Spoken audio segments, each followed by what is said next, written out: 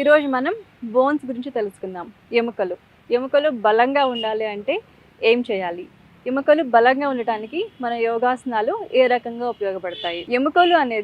ఎముకల్లో మనకి నార్మల్గా సాఫ్ట్ టిష్యూస్, బోన్ మ్యారోతో పాటు వైట్ బ్లడ్ సెల్స్, అలాగే రెడ్ బ్లడ్ సెల్స్, అలాగే ఇమ్యూనిటీని ఇంక్రీజ్ చేసే సెల్స్ కూడా ఉంటాయి. దీనివల్ల ఏంటంటే ఎముకలు స్ట్రాంగ్గా ఉంటాయో మనం చాలా బలంగా ఉంటాం, హెల్దీగా ఉంటాం. అందుకనే ఎప్పుడైనా సరే యోగా చేసేటప్పుడు కానీ ఎవరైనా సరే చెప్తూ ఉంటారు స్ట్రైట్గా కూర్చోవాలి అని, తల మెడ స్ట్రైట్గా పెట్టి కూర్చోవాలి అని. ఎందుకంటే ఎప్పుడైతే మనం స్ట్రైట్గా కూర్చుంటామో ఇమ్యూనిటీ సెల్స్ అనేవి యాక్టివేట్ అవుతాయి. దానివల్ల ఏంటంటే మనం హెల్దీగా ఉంటాం, రోగనిరోధక శక్తి అనేది పెరుగుతుంది స్ట్రైట్గా కూర్చోవటం వల్ల కూడా.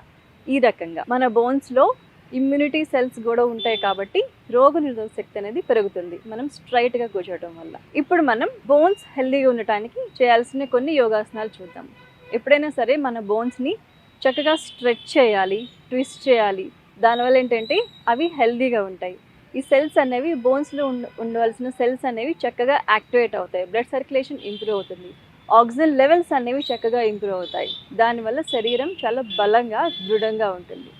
ఎక్కువసేపు కూర్చొని వర్క్ చేయడం, ఎక్కువసేపు పడుకోవడం, దీనివల్ల ఏంటంటే బోన్ డెన్సిటీ అనేది తగ్గిపోతూ ఉంటుంది. ఫోన్స్, టీవీస్, ఇలా ఎలక్ట్రానిక్ గ్యాడ్జెట్స్ ముందు ఎక్కువసేపు కూర్చోవడం, ఇలాంటి వాటి కోసం ఎక్కువ టైం స్పెండ్ చేయడం, శారీరక వ్యాయామం తగ్గిపోవడం వల్ల బోన్ డెన్సిటీ అనేది తగ్గిపోతుంది. క్రమక్రమంగా ఎముకలు బలహీనపడుతున్నాయి. అలాగే కాల్షియం డెఫిషియన్సీ ఎక్కువ ఉన్నా కూడా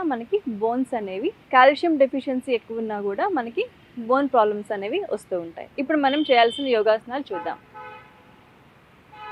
ముందుగా చేసే ఆసనం ఉత్కటాసనం. దానికి ఇలా స్ట్రైట్గా నిల్చోవాలి, చేతులు ఇలాగా స్ట్రైట్గా రేస్ చేయాలి, ఇలా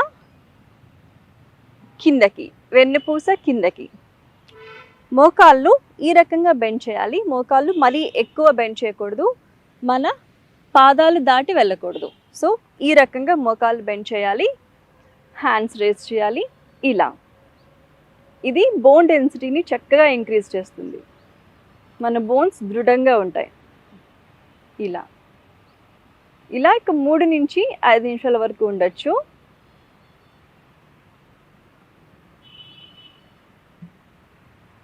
రిలీజ్.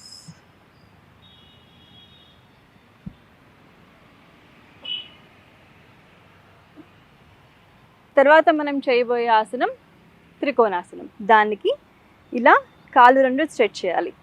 ఎంతవరకు స్ట్రెచ్ చేయగలిగితే అంతవరకు స్ట్రెచ్ చేయాలి. చేతులు ఇలా స్ట్రెచ్ చేయాలి, ఈ రకంగా ట్విస్ట్ చేయాలి.